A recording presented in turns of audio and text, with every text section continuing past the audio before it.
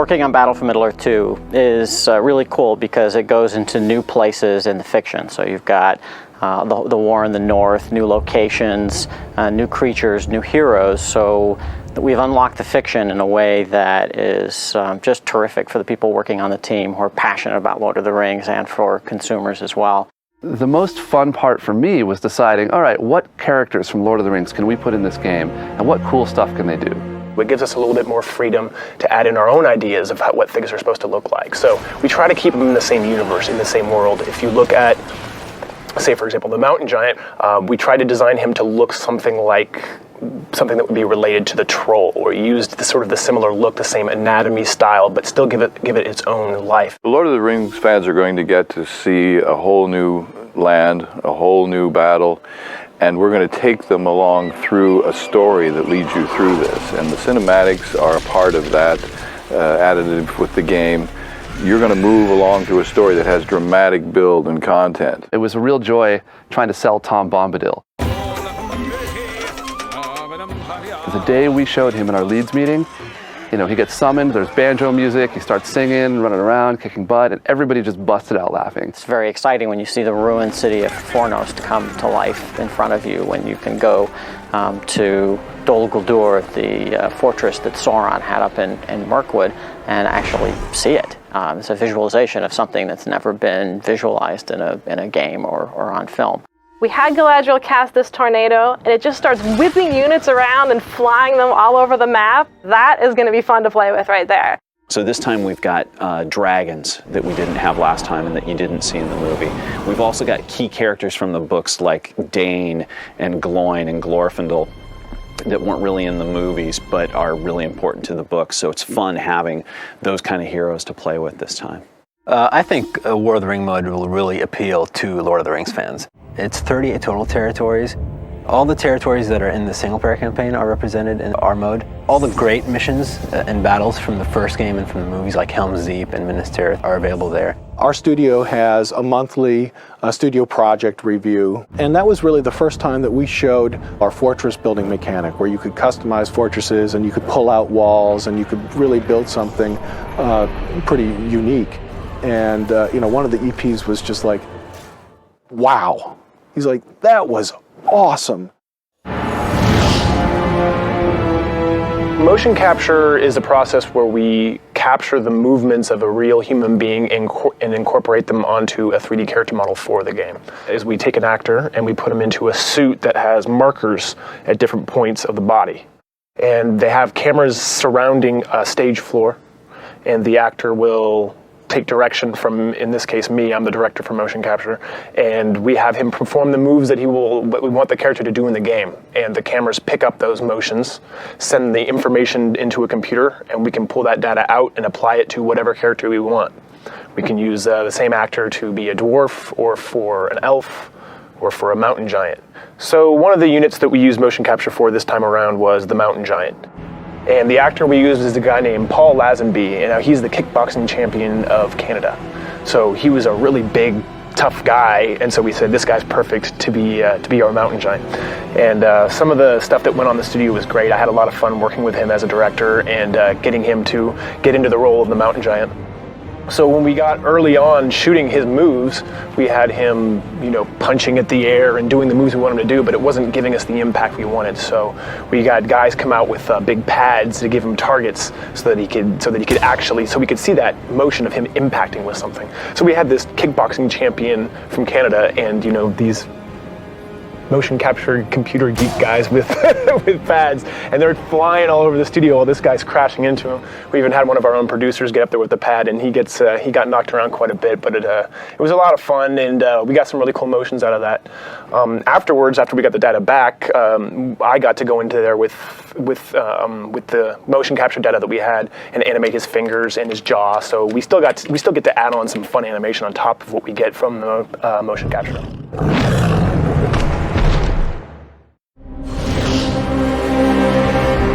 We wanted to do a set of visual upgrades. We knew that we wanted to bring up the graphical look of the game because we had been looking at some of the competitors. Our role at NVIDIA is to work with developers such as the Battle for Middle-earth 2 team to make sure that, you know, their games look as good as possible and run as fast as possible on our 3D hardware. I remember an early meeting where I would sit down with some of our graphics engineers and with Ofer Eslin, our visual upgrades development director, and say, you know, we need to get our visual our visual appearance better. The development team has been extremely attentive. They viewed us as somebody who can actually help them. One of the things in real life that have been most difficult to render in real-time 3D graphics has been water. Ofer would sort of look over at me and he's like, you know, we'll make the visual appearance better, but we want to make it best. We've worked very closely with the Battle for Middle-earth 2 team to ensure that they make the best use of hardware features on video hardware to make the water look as good as possible. Some of these features are shader model 3.0 capabilities on graphics cards to get more realistic looking waves, also more realistic looking refraction effects and reflection effects. These very, very subtle cues are very important to making the water look as realistic as possible. And you know, Ofer and his guys, they just went and they just rocked and they rolled. And you know, all of a sudden, it's like, hey Chris, you gotta check this out. We have new water. And you know, I knew they were working on water, but you know, I'd walk in and be like, holy cow, that's crazy. Some of the other graphical features in Battle for Middle-earth 2 would be use of bump mapping or normal mapping for more realistic per pixel lighting. Another really, really important aspect to realistic 3D graphics is the employment of high quality shadows. And that's another area where use of 3D graphics hardware can significantly increase the visual quality of your title through the use of fast shadow mapping techniques and shadow filtering techniques, which also use shader model 3.0 type capabilities. Part of what we're doing this year that's really significantly different is really working at the emotion of telling a story, because people haven't been to this northern land, in the theaters, and we're now, creating a whole new look of a new place. And so each cinematic is moving that story along, and they're all unique in their own ways. One of the biggest improvements in the cinematics is this improved camera system that we designed. It allows us to make much more fluid moves. We can work a lot more quickly. We can preview things a lot more easily. We are using a camera system that's built into the engine of the game. We're not doing this in Maya Max or some other format. We're working in the game, and that's one of the things we're really proud of in this game, is that the visuals in the cinematics are the game. They're not some other created fantasy that is separate from the look of the game. My favorite cinematic is the high pass intro. You're up in a new snowy environment you've never seen. You see a giant that you've never seen before. This party is coming up, a really desolate, cliff, and the camera swings around it. And then this shadow rolls across the scene. I mean, it's just, got a lot of drama to it. One of the new processes we've initiated this year is a transition between artwork and cinematics. One of my favorite pieces of art on the project is the painting of Dane and Gloin outside of the Erebor fortress. That was the painting that really said to me, we can do these cinematic sequences with these paintings, and they're going to have so much drama that people are going to be as excited about them as I am. We really love classic artwork, and Tolkien's work has always had many, many illustrators doing these beautiful paintings of these lands and creatures. Well, we've got the best artists doing that, and we're making these magical transitions from those paintings into a moving sequence. It's really a classical moment.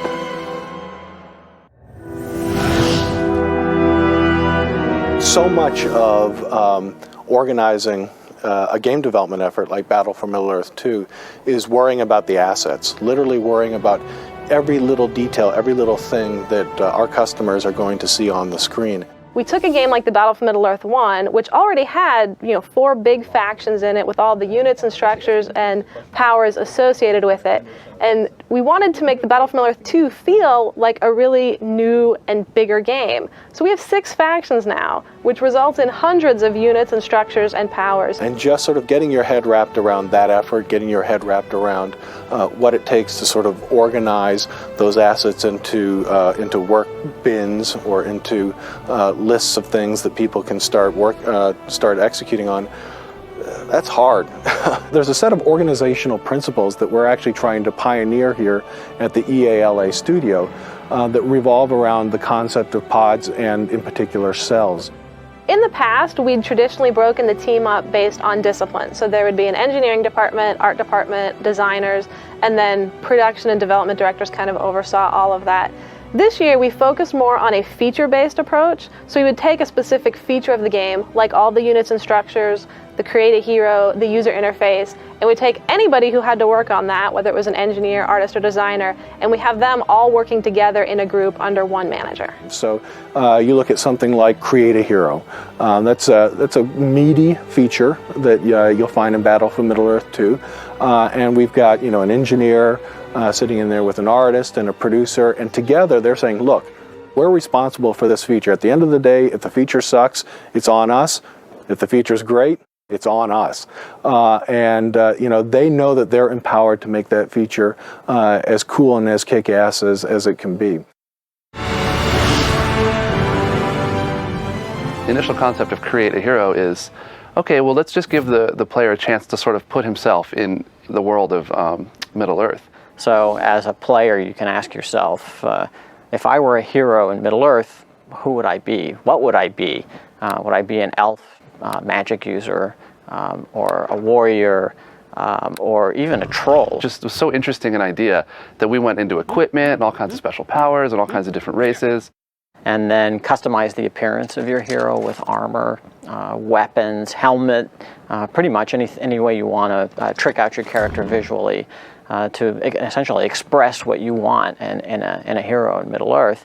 And then you customize their powers and abilities, which actually changes up gameplay. Taking your customized hero into a multiplayer battle can change the whole dynamic of the game. Players won't know what they're facing right away, so they'll have to be careful. Amir Rahimi, who was in charge of that feature, he just went crazy with it. It turned out to be really cool. So what you have is the ability to create your own custom RTS unit, and that is cool. The thing I think I'm most proud of this time around is the broader palette we have in the game compared to the first one. Just the locations that we go to and the diversity of those locations. Last time we had a lot of green grasslands that were like Gondor and a lot of kind of golden grasslands that were like Rohan.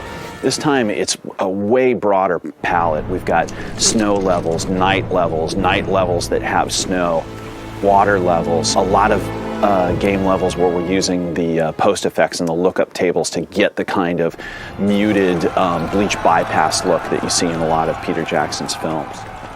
Just after we'd created the Goblin Fortress, the Goblin architecture was a really tough challenge artistically. In the movies, the Goblins don't have any architecture. They take over Moria, they take over dwarven strongholds. And so we were kind of building the look of their architecture out of their armor from the movies, because that's really the only place we had to start off from. So we were creating this architecture for them that was all spikes and rough metal and rust and stuff. And it was so new that I wasn't sure it was working. And we'd created this really interesting looking Goblin Fortress that was built out of all this spiky, rusty metal. And my worry was just that it was so wild that people wouldn't feel that it fit into the world of Gondor and Rohan. And then as soon as people started seeing the game, the first thing that they keyed on was what a cool fortress that was, and how it had this big rusty metal dragon rising up through the center of it. And that's when I knew we were onto something. War of the Ring mode is completely separate from the rest of the Battle for Middle-earth 2. It's entirely turn-based, so it plays out a lot like Risk, the board game. We drew the map on a paper game. We had little chess pieces that you could move around, and we iterated on that design. We invited other team members to come and play it and give us feedback, and we took that feedback and we tried to improve upon that paper game as much as possible before ever writing a single line of code. It was going to be a simple little board game that allowed you to move around through Middle-earth, and it ended up being this sort of, it's still simple to play, but a much deeper and richer experience than we expected. It's the one opportunity in the game where you truly get to control all of Middle-earth. The entire world is split up into 38 territories, and your overall goal is to move from one territory to the next in an attempt to defeat your enemy. And the first person to kind of conquer all of Middle-earth wins. And you can do things like build structures, build up your armies, move your heroes throughout every turn. The real exciting part about the game is that you can fight either in an auto-resolve fashion where it just takes 5 seconds to determine who the winner is, or you can actually dive down into the map that's associated with that territory. So if you were fighting Mirkwood, a territory that was never seen in the films, you can, and you actually fight an RTS battle in the Mirkwood levels. In multiplayer mode, these games can last weeks online, and we're very excited about that.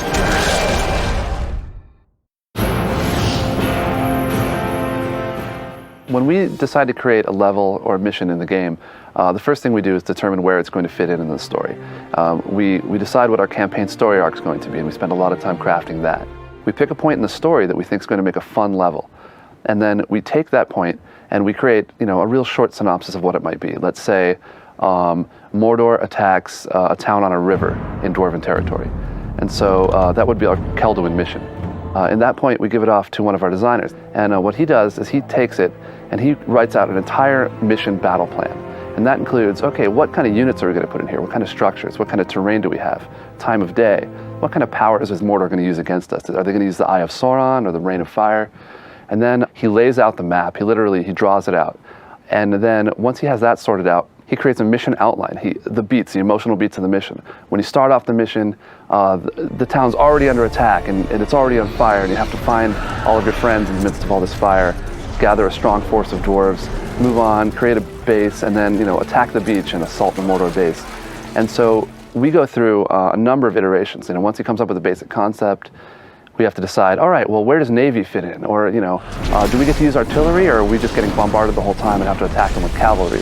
And we spend a lot of time iterating and going over this.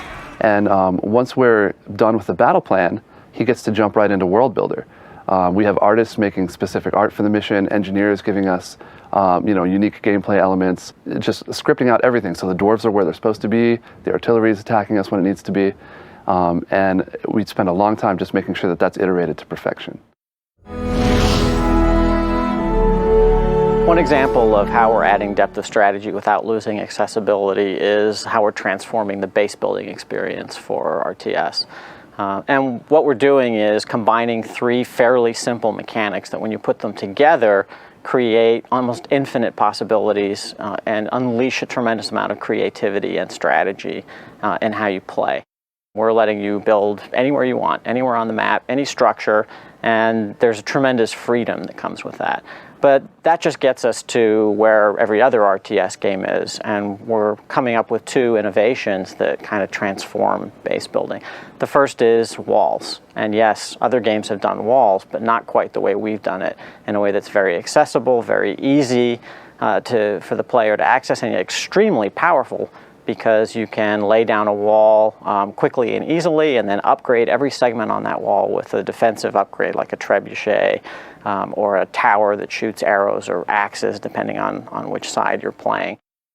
The final piece that kind of comes into the mix is the upgradable fortresses that are kind of the heart of your base. You can put all kinds of upgrades on it. You can put trebuchets, arrow towers, buildings you can garrison. You can build wall hubs that you can then build walls off of and extend around your base. If you're playing some of the other factions, you get all sorts of interesting upgrades. Ents that are captive to the fortress, giants and a little turret throwing rocks at opponents, and then you can upgrade the fortress by giving it essentially bonuses for the troops that are nearby, and then a central monument which gives each fortress for each side a very special power. It was really interesting how I got involved with EA. It was kind of on a whim in a way. I bought Battle for Middle-earth 1, was really excited about it, started playing online, Liked the whole ladder setup, hit up a couple communities and realized there wasn't a tournament site. Community for any game is important, especially for an RTS game. So something that's been important to us from the very beginning is working with the community. And it started all the way back in the early part of this year when we brought somebody in and dedicated them to serving the community. And this is something that was kind of new to our team, and it was a first step in establishing a relationship with the community that goes beyond what we had before. I really didn't know who to contact or anything to get it going, but I was determined that I wanted to start a tournament site. So we brought somebody on, we had them actually available to the community, supporting the game through multiple forums, multiple sites on the internet. So happened, came across a forum post by Aaron Kaufman.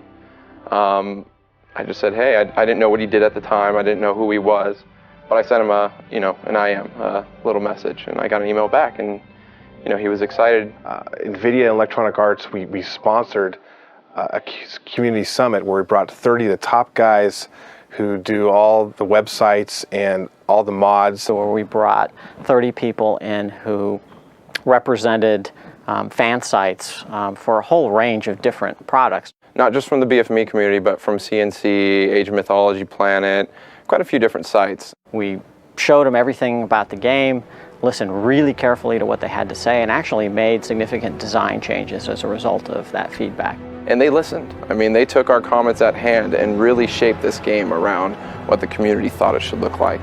Even the head of the studio came by multiple times just to say hi and say, what do you think we should do with this game? And that sort of relationship with the community has continued ever since that first community day, where we listen carefully to what people are saying about the game, and we try and make sure that we're addressing the desires of the community as we're building the product, keeping them up to date with what we're doing. It was really obvious the community was important, and to make this more of a timeless game rather than just something that is on the shelves for a month or two and then goes away. Our support for the community is certainly unprecedented in my experience, but it's a standard that we hope to maintain in the future. We have a pretty good rapport. There's a lot of brotherhood, among the designers, the artists, the engineers, the sound crew, you name it. On a daily basis, I would say that my biggest challenge is not hurting myself on the team scooter. We have our medieval fight club. A lot of the designers do that. It's been this long-running thing that we've been doing, where we take up our sword and our shield, and swords are made of like carbon fiber wrapped in foam, so they hit pretty hard. And we get out there on the field and just beat the stuffing out of each other. We even have foam rocket wars in the hallways. Sometimes you'll be working and you have to duck because a rocket goes flying by your head. So trying to not get hit in the head with a foam dart while sitting at my desk is a very big challenge. What's the worst thing that can happen if an engineer sitting in his cube and all of a sudden, biff, gets knocked in the side of the head with a foam dart? Okay, so he spins around, collects up his own stash, he goes out, and for 10 or 15 minutes, he's in a dart fight. I've been hitting the head with a dart from 50 feet away more than a few times. I actually had my glasses knocked off my head the other day. Comes back, sweaty, huffing and puffing. Is there a cost for that? Sure. I mean, he was distracted, now he's got to get back into his work.